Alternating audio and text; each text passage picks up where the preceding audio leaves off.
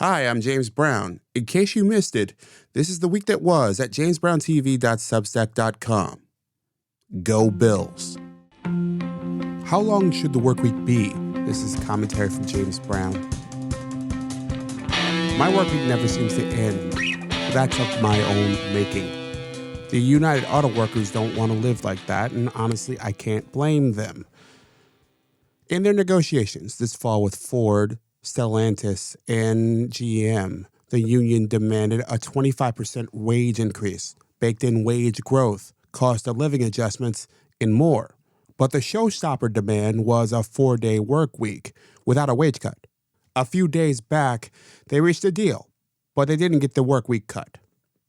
But it all made me wonder about what's possible.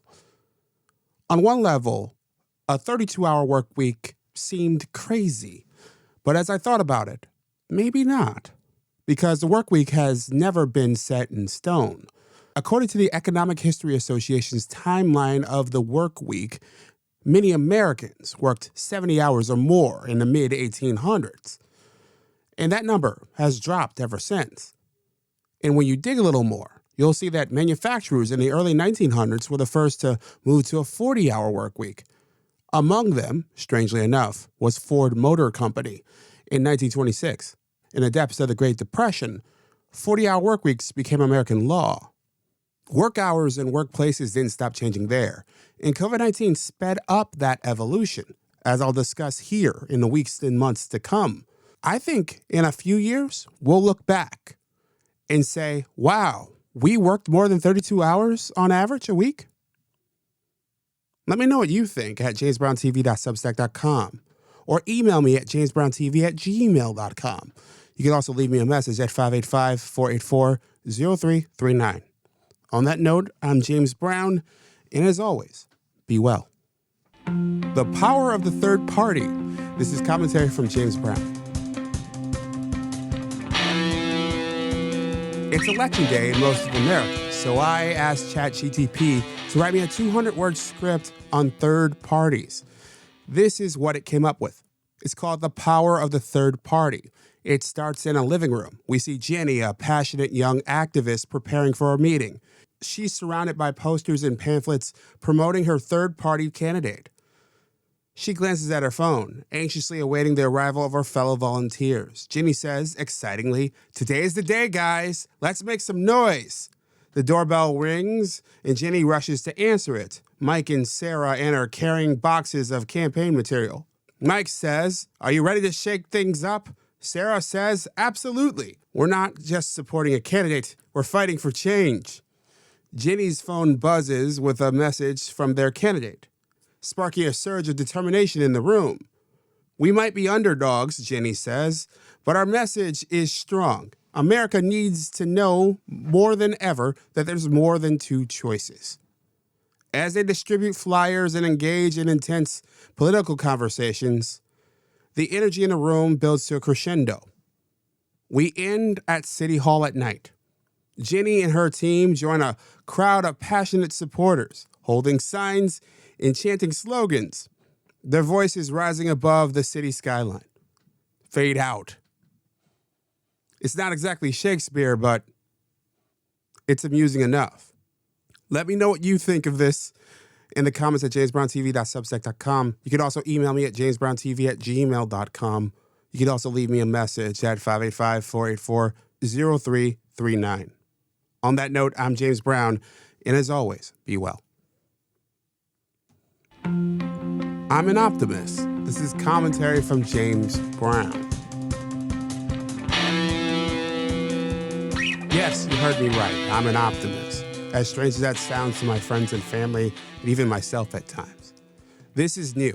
As a teenager, I watched the McLaughlin Group and ranted about media consolidation. As a college student, I protested the Iraq War and ranted about the environment. In my adult life, I loathed partisan politics and ranted about the money that makes it go. I still don't like any of those things. And there are plenty more like them around us now. But today, at 39, I find myself in an unfamiliar place. This lifelong Eeyore is an optimist, even in these seemingly dark times. Man is destructive, and man, we are resilient. The more I learn about our history as a people, as humans, the more I've come to bet on us. Through war, through famine, through pandemics and strange political and societal seasons, through wild weather and all it brings. I bet on us, even though nothing is going back to the way it was. This faith stems back to a photo I saw in the depths of the COVID-19 pandemic a few years back of people during the 1919 pandemic, masked at a baseball game. I thought about the century that followed and what those people would think of our time. And it reminded me of an old verse from Ecclesiastes. What has been will be again. What has been done will be done again. There's nothing new under the sun. What do you think? Let me know in the comments at jamesbrowntv.substack.com. Email me at jamesbrowntv@gmail.com. You can also leave me a message at 585-484-0339. On that note, I'm James Brown, and as always, be well. Building roads isn't sexy, but it's needed. This is commentary from James Brown. It's a perfect storm, like so many others, it seems, these days. As President Joe Biden's giant infrastructure law floods money into giant construction projects around the country, fewer and fewer people are going into civil engineering. One of those roles needed to actually do the work. The Bureau of Labor Statistics says the country needs to add around 25,000 civil engineers a year just to keep up with retirements. This is being felt everywhere. The Seattle Times details this. Bids for construction projects in that state are down dramatically and up for entry-level engineers. The article claims that one undergrad got 4 engineering job offers a year before she graduated. I wish I got those. The chair of the University of Washington's Civil Engineering Project, Bart Nielsen, says that students just aren't into the field.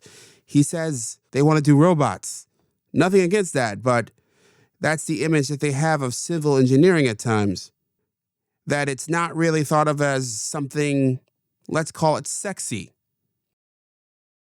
All these things will likely lead to delays on major projects from sea to shining sea, and opportunities galore. So if you know a bright college-aged kid, let them know that building roads could take them in the country pretty far. Let me know what you think in the comments at jamesbrowntv.substack.com or email me at jamesbrowntv@gmail.com. You can also leave me a message at 585-484-0339. On that note, I'm James Brown, and as always, be well. Late night shows are lost in the noise. This is commentary from James Brown. Comedian Taylor Tomlinson is taking over the post-late night show with Stephen Colbert's spot on CBS. The good news is she's not doing a late-night talk show. She'll host a cheaper alternative, a game show called After Midnight. This seems like a savvy move because, honestly, when was the last time you paid attention to a 12:30 a.m. talk show? For people my age, it's likely been forever. Maybe we're a fan of Conan O'Brien or Jimmy Fallon, but neither have had that job in a decade or more. It's a symptom of a larger late-night comedy problem. Those shows are a dying breed. An increasingly small group of people consume them in real time. Like the rest of media, they've become a funnel toward the internet to compete with video games, cute puppy videos, and podcasters like me. That's not to say nothing connects. Saturday Night Live breaks through here or there, but big moments like Conan O'Brien's departure from The Tonight Show, or David Letterman admitting that he cheated on his wife after an extortion attempt, or Jay Leno asking Hugh Grant, what the hell was he thinking? Or insert your favorite Jon Stewart moment here, are increasingly rare. And I don't think they're coming back. The good news for Taylor is the old way isn't working. So trying something new might. What do you think of these shows? Do you watch them?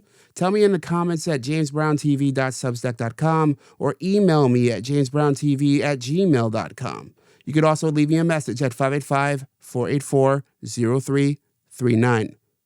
On that note, I'm James Brown, and as always, be well.